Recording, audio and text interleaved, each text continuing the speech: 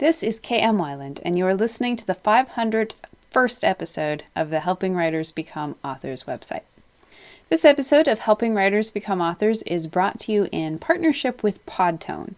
If you're a podcaster who's struggling or unsure about your recording quality, or if you need help editing, mixing, or mastering your podcast, Podtone is a team of producers and professional audio engineers dedicated to providing budget-friendly, customizable solutions for podcasters. In addition to mixing the sound every week for my podcast, they've worked with me to make it sound better in many ways. If you're interested, you can visit them at podtone.com or drop them an email at info@podtone.com to get started today. I find myself in the middle of a number of projects right now. I've been spending a lot of my morning writing time, as I'll mention later in the podcast, working on some new character arc theories that I'm hoping will help me problem solve my way through my work in progress's outline. I'll have to work more directly on those problems soon, but for the time being, I'm spending a lot of time on the theories themselves, which has been fun, both because it's interesting and also because it feels way more productive than I had been feeling when directly working on the novel. I'm also plugging along with first round edits on my new nonfiction book, Writing Your Story's Theme, which I'm still hoping to make available later this year. So we'll see how that goes. For now, I hope you enjoyed this week's podcast, 7 Ways Writing Saves Us When Life is Hard. Tick-tock, the clock rolls on, marking time for all of us who are in the day-by-day progression of processing our understanding of and reaction to the nearly global and mostly voluntary quarantine in response to the startling arrival of the COVID-19 pandemic. My own emotions have been all over the map, from a rational and pragmatic outlook one minute to having all my germophobic tendencies massively triggered the next, to a deep, wrenching sadness for just everything, to a somewhat out of character need to connect with a larger community, to sobbing in the bathtub, to gasping in joy because the redbud tree in my backyard is starting to bloom, to waking up after a huge hailstorm and forgetting for a minute that there was a pandemic at all, to experiencing a wondrous sense of hope and gratitude as I see so much good arising from so many people in response to the needs of others. 2, feeling like a crazy person for reacting like this.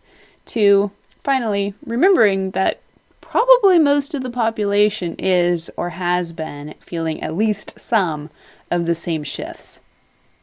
Throughout it all, one of the constants that has shown up moment after moment to ground me and keep me moving forward with purpose and hope has been writing.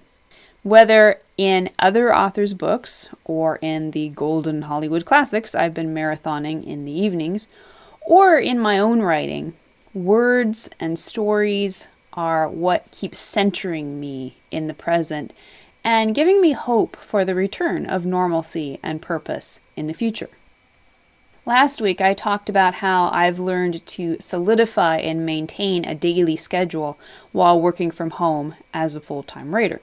While this schedule has been helpful to me during these weeks, and I hope to you as well, it would be a total lie to say it's been easy to keep writing this past month.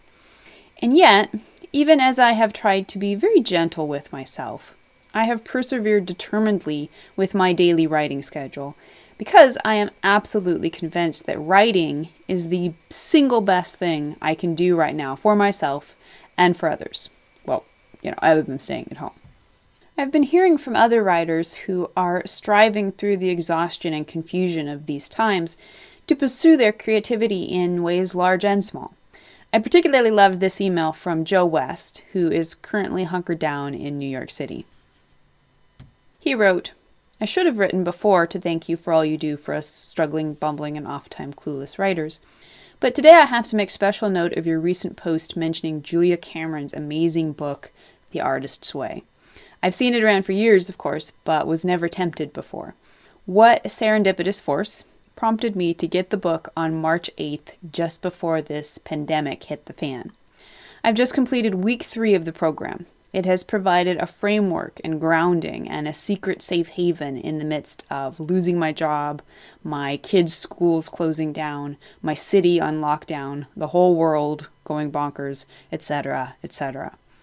I'm really not sure I could have faced all this had I not already made a 12-week commitment to restore my creative self via the Artist's Way program. So far, it's been more therapeutic than creative enhancing, but if that's the most I get out of it, it will have been well worth it. Thank you very much. Keep the posts coming. Stay safe. I spent most of last year struggling my way back to creativity, which is where the Artist's Way came in for me, when everything else in life seemed so much more important than writing, to the point that writing didn't seem very important at all. Something kept me showing up at the desk and poking at the keys. Deep inside of me, I knew that my writing was my lifeline, that it would save me if I could just keep going and never give up. Now, I believe that more than ever. If you've been struggling to write these past weeks, consider first that writing doesn't always have to be a big production. Sometimes the most important writing is the quote-unquote worst writing, the throwaway poems or emotional journal entries. What you write during this time doesn't have to measure up to Shakespeare's so-called plague plays. It just has to be enough to keep you going. Even if you can't quite muster the energy to write, at least make sure you're interacting with other people's writing. And I'm not talking about coronavirus news articles. I'm talking about Shakespeare's plays. I'm talking about John Ford's westerns. I'm talking about Charles Dickens and Stephen Ambrose and Madeleine L'Engle and Margaret Mitchell and J.R.R. Tolkien and John Keats and Carl Jung and Emily Dickinson. Writing and stories have the power to help all of us, but especially writers. And here are some of the ways. Help number 1. Writing offers escape. So let's just get this one out of the way. Although I often get sniffy at the idea of stories are just escapism, it's really the just I take exception to, because of course stories help us escape. I ended up choosing a Golden Hollywood Marathon this month, not just because it takes me back in time to an often gentler and in some ways more sensible era, but also because it takes me back to my own childhood when I watched these movies incessantly. For 2 hours in the evenings, I forget what's going on in my own life while I watch stories about people from the Great Depression and World War II finding courage and meaning in their own struggles. When I write, it is the same, only perhaps more so. I disappear into the place in my head where the stories live. The daydreaming aspect itself is powerful. But when I'm also trying to juggle pretty sentences or wrangle difficult story structure and character arcs, I am apart from the real world. It can be tricky to get to that place apart when the real world is clamoring loudly, if only through my own physical tension. But when I persevere hard enough that I do get there, what I find is always worth the effort. Way number 2, writing creates catharsis. Ye old Greek philosophers wrote a prescription for every citizen that directed them to watch a good tragedy play every so often in order to purge their emotions. The reason a story's escapism is so powerful is not only because it distracts us from our problems, but even more so because it has the ability to aid in processing and even purging our emotions about our real life problems. This is why we love a good cry over a sad movie or novel. Again, the effect is magnified when you're the one doing the writing, when it is your emotions pouring out onto the page through your own words. The catharsis can be deeply powerful. This is true whether you're venting emotions in an argument between characters, or whether you're taking the more direct approach in a morning journaling session, such as Cameron's recommendation of 3 morning pages. In many ways, I think the catharsis offered through writing is perhaps its greatest gift to us during this time. With so much fear, confusion, and pent emotion, we need a safe and useful place to pour it all out. Even if what you write goes no further than your notebook, it will still be valuable. It may also become at least the rough draft for something you can use to reach out in empathy to so many others who are seeking their own catharsis for the same emotions. Way number 3, writing offers hope and faith. When this all started, I shared an episode about the power of hopeful stories during a stressful time. In times of darkness, we're looking for answers, but as we experience the extent of our own helplessness, we're also looking for hope, whether it be the hope of a greater meaning, the hope of a greater good, the promise of an ultimate purpose, or even just the encouragement that those who can do more than we are doing it. Stories of truth, even if it's just the truth of your own quest to keep faith and do something good for your neighbor, are powerful in this time. Fictional stories are equally powerful. Essentially, a story is a logical equation positing that when this happens, this is the outcome. When stories tell us everything will be okay, or at the least that we will grow and find gratitude, or perhaps that this is how we find our courage and our surrender, we instinctively know when they are offering us a plausible truth. When that truth is one of hope, it encourages us. When we find that truth in our own stories, then we know we already have that hope and that courage somewhere inside of us. Way number 4, writing is meditative. For years, I resisted the idea of meditation. Just the idea made me fidgety. I don't want to clear my thoughts. I like my thoughts. And then I realized that in many ways, the writing zone is a very meditative state. It's a blocking out of everything around us and a deep sinking into our intuition and imagination. It's a melding of our conscious and unconscious, not unlike a dream state while sleeping. Or at least that's the goal. Most of us scrabble around in the more conscious parts of trying to create sentences and stories that make sense. I noticed that I, for one, often resist the effort required to get into that zone in much the same way I do the idea of actual meditation. It requires the same quieting of my talky brain, the same groundedness and deep stillness within myself. One trick I've learned that is helpful in getting me into that meditative writing zone is to set the timer for 15 minutes and then just go. Entering that state of wakeful dreaming is less difficult when I'm not demanding I do it for an hour at a time. I'll surface at the end of 15 minutes, take a drink of coffee or whatever, maybe look over what I've written, then dive back in for another 15 minutes. Way number 5. Writing helps us access the healing power of archetypes.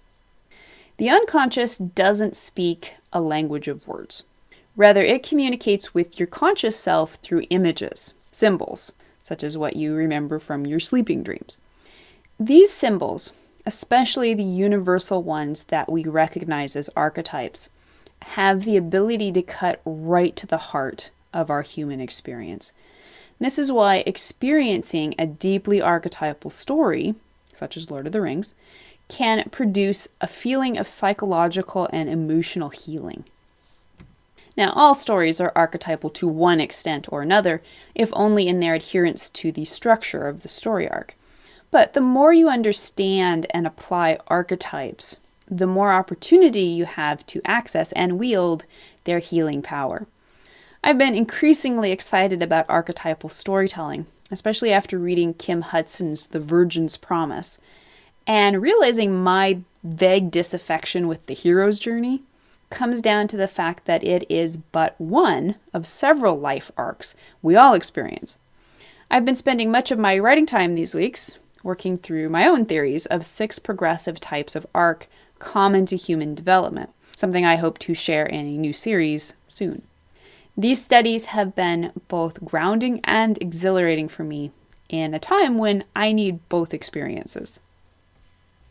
Way number 6. Writing gives us connection and community. The first, and perhaps most important, person who will be impacted by your writing is you. But writing is a form of communication. We share ourselves and our views of the world in our stories in order to share them with others. I doubt there has been anyone during this quarantine who has not reached out to writing in one form or another in order to feel connected to specific people or simply to humanity in general. As writers, we not only have the opportunity to access this same connection and its sense of community, we also have the ability to lead the way in helping others find connection as well. Even when you are sitting alone at your desk and not a soul but you has yet to read your words, you are still reaching out, you are still connecting, and it is a powerful feeling. Way number 7. Writing provides purpose and meaning. Finally, writing gives us something to do with our time that has a purpose, that feels productive, and that has at least the potential to find, create, and offer meaning to ourselves and others in a time when we desperately need it. Life doesn't always make sense. Its hardships often seem unending, and we rarely understand why we are facing specific challenges. But stories always make sense. Stories tell us thematic truths. These truths are wide and varied, some hopeful, some not. But the very fact that we can write a story, create a narrative, and recognize the universal patterns of our existence is a powerful tool for bringing order to our own chaos. More than that, when we can share ourselves authentically through the guise of a story, we give others the opportunity to recognize themselves, their own experiences, and their own truths. In so doing, we fortify their ability to stand strong. I'm sure we've all read or watched a story that made our own feeble hopes feel that much stronger simply because we've suddenly recognized we're not alone. There's someone else who dares to hope for the best as well. If you haven't the energy to write right now, don't beat yourself up. There is a time for everything. The page will eventually turn and a new chapter will begin. Perhaps that will be the chapter in which you return to your desk. But if you can summon the energy to write something right now, even just a little bit, then I encourage you to do so. There are gifts waiting for you at your desk, and they are gifts that give to all of us. I hope you're all staying safe and healthy, and I hope you'll stop by the website and tell me your opinion. How is writing helping you, or not, during this time? If you'd like to be a part of the Word Player community over on my site and join in the conversation on this subject, be sure to stop by the website at helpingwritersbecomeauthors.com. You can always find a transcript of the most recent podcast and add your voice to the discussion by visiting the first post on the site's homepage. And don't forget that if you're looking for an older post, you can always find those by putting the podcast title in the search field at the top of the right-hand column. If you enjoyed this podcast, you can subscribe on Apple Podcast, Spotify, or whatever your favorite podcast platform may be. And if you'd like to support helping writers become authors, I would totally appreciate it if you'd consider taking the time to leave a quick rating or review on your site of choice. Thank you so much for listening to the Helping Writers Become Authors podcast, and be sure to check back again next week.